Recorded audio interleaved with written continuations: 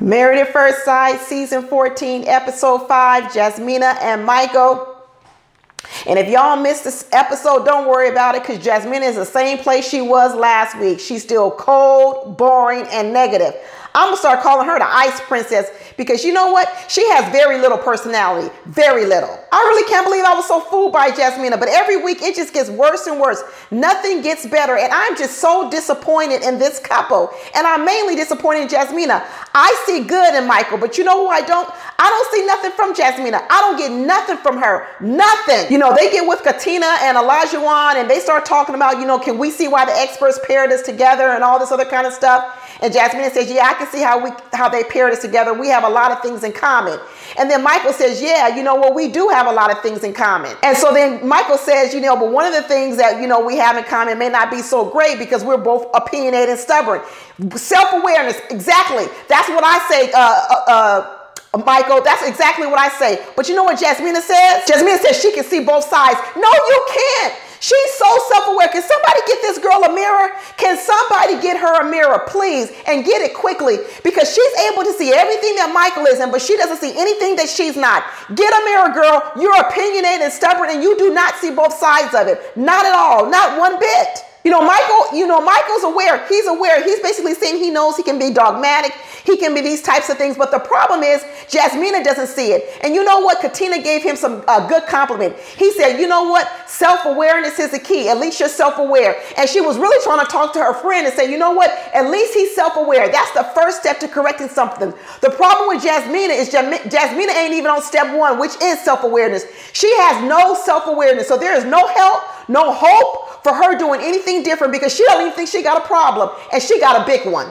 You know, here they go on this little waterfall, to the waterfalls, to the rainforest in Puerto Rico. I went there before. I jumped off them cliff. And let me tell you, Jasmina doesn't want to do anything. Michael goes, oh, hey, you want to carve our name into the rocks?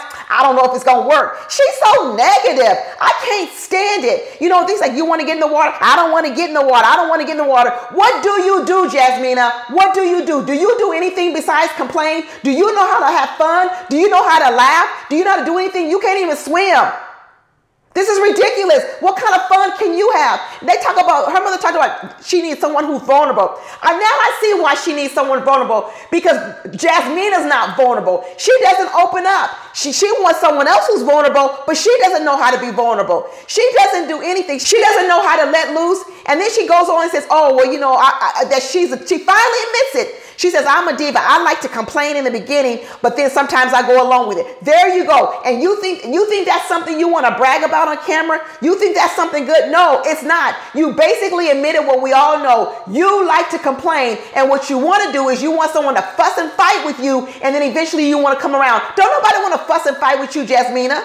You know, when Katina was handing out all the advice and everything, she was trying to tell Jasmina, you know, hey, even though you heard stuff from family, you shouldn't be putting in your mind. You should put it in your back pocket. You shouldn't use it against them. And she was trying to talk to Jasmina and tell Jasmina, but Jasmina she was quiet as a mouse. She didn't speak up then. I don't know if she got it or she didn't get it, but she probably didn't get it because shit goes over her head. It goes way over her head because she don't have the ability to look at herself and look in the mirror and figure out what she needs to do differently. All she does is talk about what Michael does, what he's not doing. And Michael is sitting over here talking about, hey, I know there's some things I need to correct about myself. These are the things that aren't good. He's falling on his sword every single episode. He's falling on his sword. But what does Jasmina sit there and do? Tight lip.